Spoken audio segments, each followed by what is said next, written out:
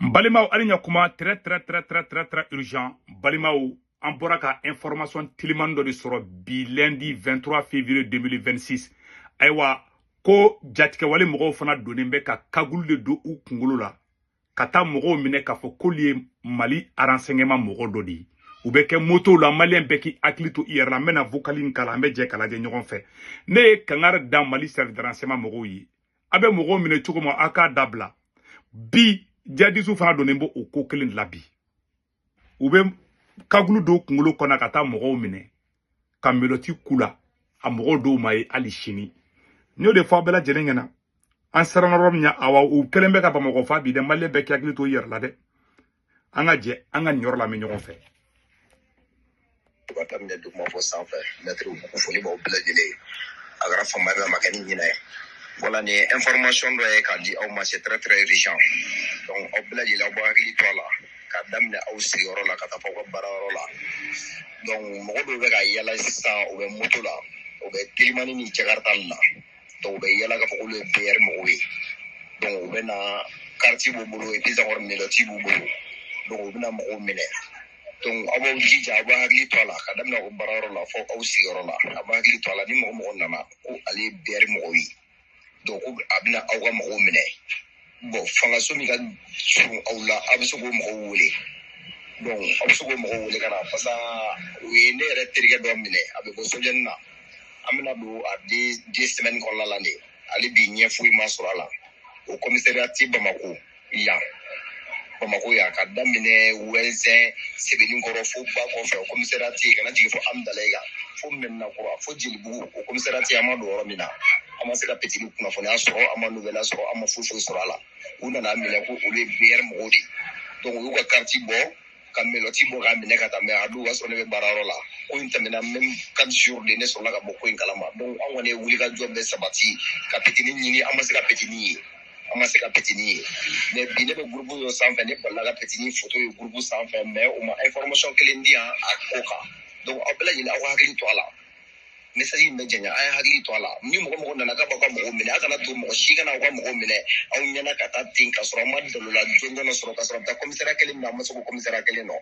voilà o information de tun don k'a da aw bɛɛ lajɛlen tulo kan. Modibo Kone ye nin kuma mɛn sa dɛ. N y'a fɔ dɛ a bɛ mɔgɔ minɛ cogo min na a bɛ mɔgɔ bɛ ka tunu san nɔ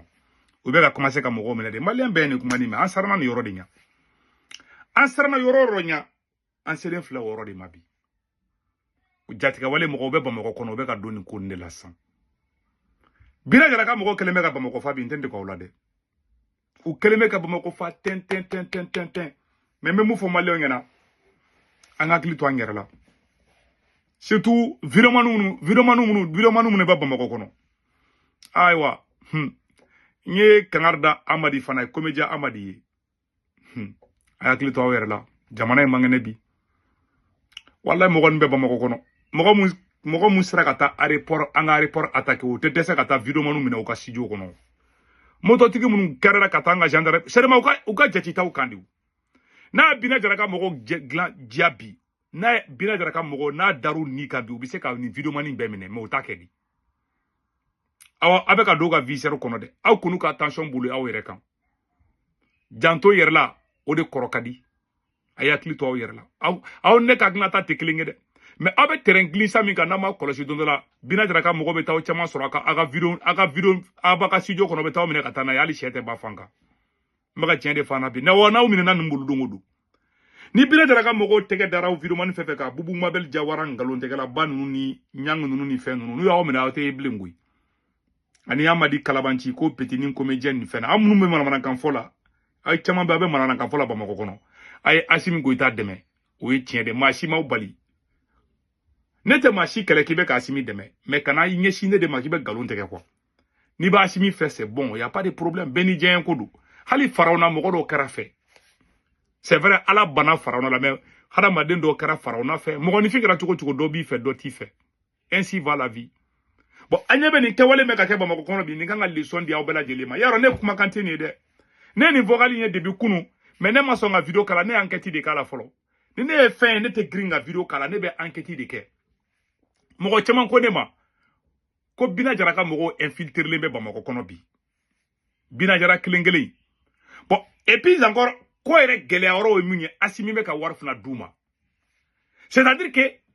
avec l'armée, ça, armée monte en puissance. Oh, avec la Tougouni, avec l'armée, ça, quand même, nous kele. Avec la Gata war de l'Ouframa Tougouni, Kolo Kanan kele. Bela Djelemba Kalama bi, Assimi ka war di Jatika Wale Mokoma. C'est la pire vérité. Ni a foibuga wulu bolé wowonchi la fambe. Mais koto la koso choko choko kasa bebo. Nyo de fo ngena. Mogo nunu ka plan dorete mogo nbe fe ka Mali mine ka kuta ide. Ubeka c'est que bira taraka mogo be ka bomoni kalama de do Assimi da Assimi negen ka waru sama ndron ka waru sama. Milliard saba, milliard nani, milliard duru beta moto kro sang. Ubeta marfa kro sang. Katla karanga dugu mine tuguni. Ki yala yoro min kadui. Bi wa mogo kono bide. Awa mogo awa mo le fo mo de ko ka mogo deglebe mogo minela awa beto ka kagulu do aw kungulo konana na ma kolosi Mali SE mogo Mali SE munu me mogo minekala na ma kolosi abe ta kabeta mogo na kare goro mogo be songa essence boko ka ujini maka chene ma siti sigible ma sikatika mogo mene parce que aw ni bina dara ka mogo te ka oboyo ko na ble parce que aw be ka mode opérateur be kilingi ni ay ne ko mango Assimi gotani bina dara e kilini yoro didu. Bon, imagine, ou bien mogo mine barbarera chokobina, kataka mogo mine, ou nyada te don, anta do fine ou jelendo, fembu ngola melotu bubulu. Bon, pila jaraka mogo bega siko kokelenga, ou vagabondama ou debe kelela. Bon, c'est la population qui ramasse les pots cassés. Population civile debe na ke victime n'inkola. Ama mi, ama bon. Nke wale debe kaka anga dugu labi. Ne keni ba fo bengena. Na ye mogo tale a nyada yelente ni gendarme utaro mine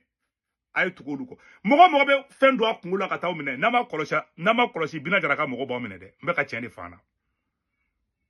parce que Modibo kone vagabond ale de strada ay ni kuma fo amenaw akacha sanfly anya fo abe mogo mine qualité na nama dabla tero fana be ka commencer ka do de la sang ube kagulu do kungulu kona droga ta mogo mine ube le be ka ke ba mako kono awa sigile to do la ministre do ba ka dalo beta ministre do mine aba to no beta ka officier ba do mine ba mako kono billahi bina nga fleni stratégie mbubulo te ba mako attaquer ube confusion de créer don la aw sigile aba me ko bina jara ka mako taraka général ba do Mali général do mine o muna ka o molo ya ide ko bina jara ka mako fle ka tanga général ube ba mako kono ube ba mako fambe bo o ba mako kele yere kono bo mako yere fangele yere ta Assimi fe bo mako munu te fanga fe mogo munu donne be Bamako kono mogo munu te Assimi goita kungolo fe bina jaraka mogo te solu mare ube Assimi kanubago de belen sisan munu te fe hal nolu ya chamamba yo te kuma olu be fa do parce que do be nolu te efe olu be fa to ka tiendi olu be fa tasuma de ka wuli Mali kono mogo fana bi mais ne to la de ne tala de la ka tasuma wuli bo o de ba to ni jamana be kala be fo ko président kan ga fere de ke ka jamana dum fara nyogon kan ni jamana do fara jugu be fanga soro parce que Assimi nana kanana ka sunguru di keni ke war duninga u kono ma fa halibi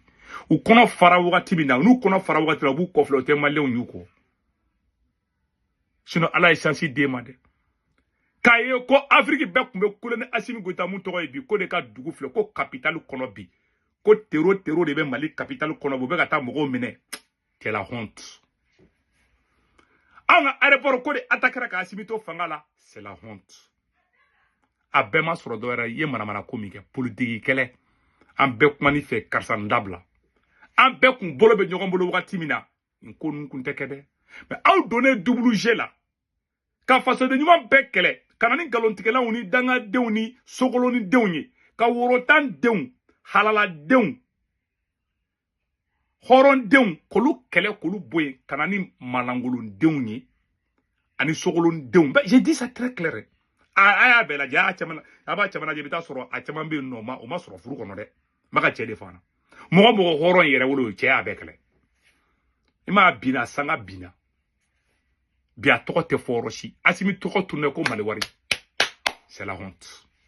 ne bora ko mala ala ka herege Mali ne be mun no ni soro so na ba ga na ta gen don la ko soro sinya mo ko ba do ba me ko min na ba me ko kono mo gon be ka système guerrier de ke au contrôle autant. Et c'est très mauvais pour l'image du Mali. Kaye kwanga anga général do menana do la binaka moko bulu ba mako kono. Ni we o mena bella haute blabli. Ube fe ko de ke. amana me dongo do ku yanga général do bine Bamako kono doro a tigi be me amaide. Ça va renforcer encore ces gens là. Pendant que ebe ka population kele ye foron créer fambe Hitler deuxième guerre mondiale perdu là ay bekele ali akoro kumbe Hitler ni irisu cha olu kele koni bokera dunitu la ko sebeke munituluma ala ka klima di malembe ma malembe ki akli to yela nga do be mali o de kundu malien fe bebe France Italie Espagne Angleterre Amérique Canada ka warchi no wala be Senweb application télécharger photo fleni na Senweb application télécharger abeni ka corps promo urgent 10 € bena o ya reta ko fa baka bang information be do aw so mo be malla Sénégal Côte d'Ivoire Cameroun abulu ka orange numéro ta to kombe 40 ka na warchi ma ba so orange mo na sur place wakato jabe warchi drome kila ta sara de kundu aka be ciao